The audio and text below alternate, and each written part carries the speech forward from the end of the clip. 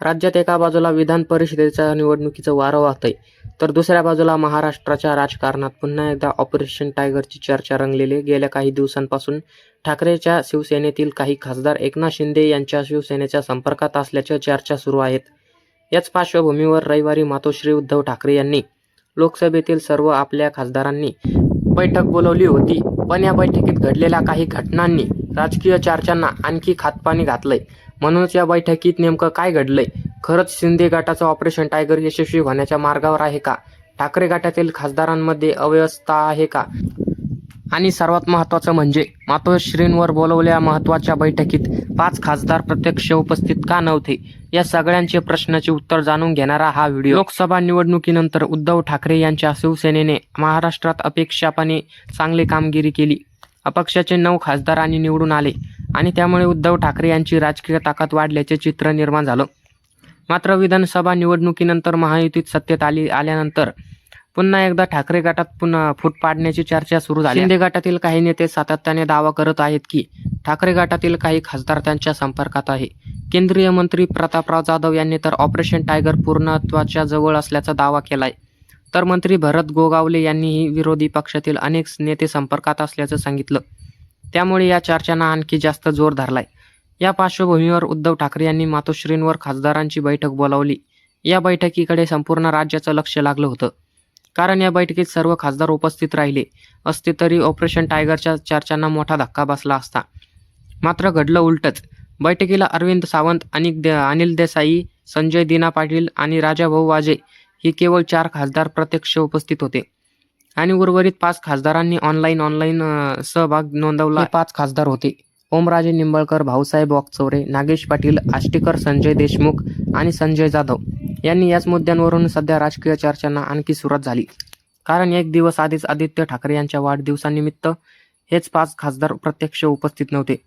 त्यामुळे पक्षात काहीतरी शिजत असल्याचं चर्चा सुरू झाल्या. मात्र पक्षाने या अनुपस्थितीचे कारणही स्पष्ट केली. ओमराजे निंबाळकर यांचा मुलगा पुण्यातील दिंगनाथ मंगेशकर रुग्णालयात उपचार घेत असल्याने ते पुण्यात होते. भाऊसाहेब वाकचौरे यांची पत्नीची प्रकृती ठीक नसल्याने ती शिर्डीतून थेट ऑनलाईन सहभागी झाले.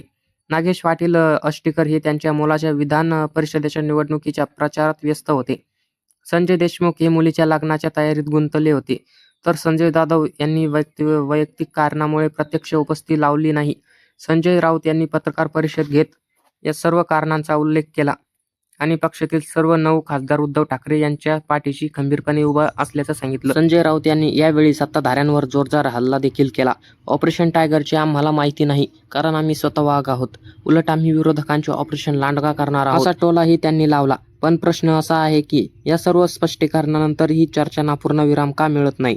यामागे एक महत्त्वाचं कारण म्हणजे गेल्या 2 वर्षांचा इतिहास. जून 2022 मध्ये एकनाथ शिंदे यांनी शिवसेनेत मोठी बंडखोरी केली. उद्धव ठाकरे सरकार कोसळलं. त्यावेळीही सुरुवातीला अनेक नेत्यांनी पक्ष सोडणार नसल्याचं सांगितलं होतं, पण झालं उलटच.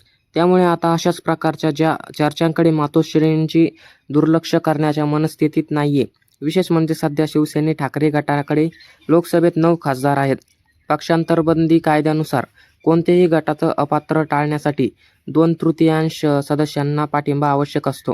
म्हणजेच 9 पैकी किमान 6 खासदार एका गटात गेले तरच त्यांना कायदेशीर संरक्षण मिळू शकतं. आणि याच आकड्यांमुळे ऑपरेशन टायगरची चर्चा गंभीर मानली जात आहे, कारण शिंदे गटाकडून सातत्याने 6 ते 7 खासदार संपर्कात असल्याचा दावा केला जातोय. परंतु आतापर्यंत कोणत्याही खासदाराने उघडपणे पक्ष सोडल्याचे संकेत दिले नाहीये. उलट संजय दिना पाटील यांनी स्पष्ट शब्दात सांगितलं होतं की मी ठाकरे यांच्या शिवसेनेत आहोत. मला कोणतीही ऑफर आलेली नाहीये. माझे एकनाथ शिंदे यांचे वैयक्तिक संबंध आहे, पण त्याचा अर्थ मी त्यांच्यासोबत जाणार असा वक्तव्यामुळे काही प्रमाणात संभ्रम दूर झाला असला तरी राजकीय वर्तुळात चर्चांना पूर्णविराम मिळालेला नाहीये. खरं तर या संपूर्ण प्रकरणाकडे दुसऱ्या एका दृष्टिकोनातून पाहता येतं. ते म्हणजे महायुतीमध्ये सध्या भाजप सर्वात मजबूत पक्ष असा परिस्थितीत शिंदे गटाला स्वतःची ताकद कायम दाखवून देणे आवश्यक आहे. म्हणून अजूनही आम्ही उद्धव ठाकरे यांच्या पक्षात खिंडार पाडू शकतो हा संदेश सतत देत राहणं हे देखील त्यांच्या राजकीय रणनीतीचा भाग असू शकतो. म्हणूनच ऑपरेशन टायगर यशस्वी झालं नाही तरी त्यांच्या चर्चा जिवंत ठेवण्यात शिंदे गटाला राजकीय फायदा मिळू शकतो. दुसरीकडे उद्धव ठाकरे त्यांच्याशी ही बैठक कारण कार्यकर्त्यांमध्ये संभ्रम निर्माण होत असल्याची तक्रारी नेतृत्वापर्यंत पोहोचल्या होत्या.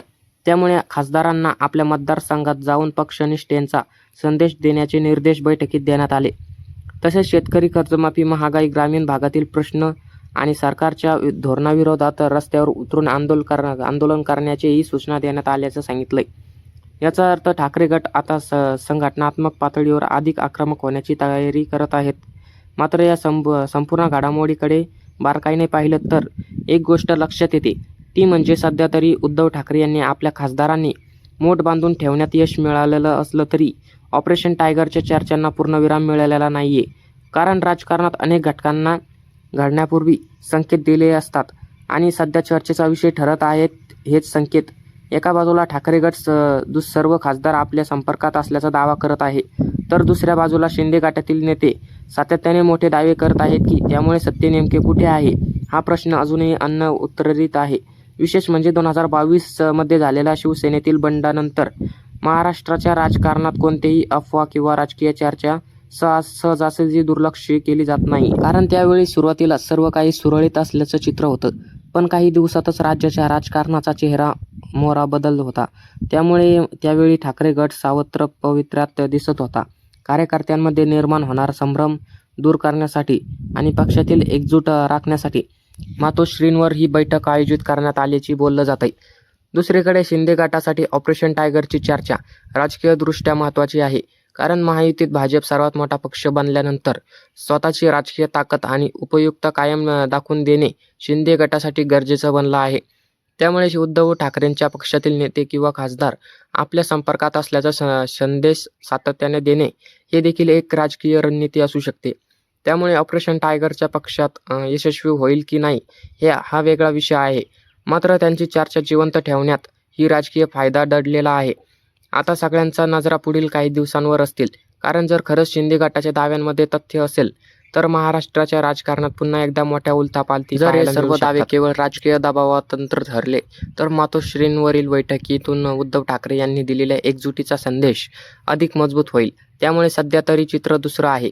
प्रश्न अनेक आहेत, दावे पडती दावे सुरू आहेत, पण एक गोष्ट निश्चित आहे, ऑपरेशन टायगरची चर्चा आता केवळ अफवा राहिलेली नाही. महाराष्ट्राच्या राजकारणात सर्वात चर्चेची आणि उत्सुकतेची घडामोडी बनली आहे.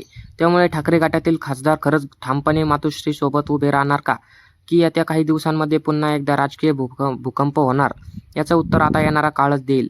तुम्हाला काय वाटतं कमेंट करून नक्की सांगा. आणि असेच माहितीपूर्ण व्हिडिओ बघण्यासाठी आपल्या महाराष्ट्राची बातमी या यूट्यूब चॅनलला सबस्क्राईब नक्की करा. धन्यवाद.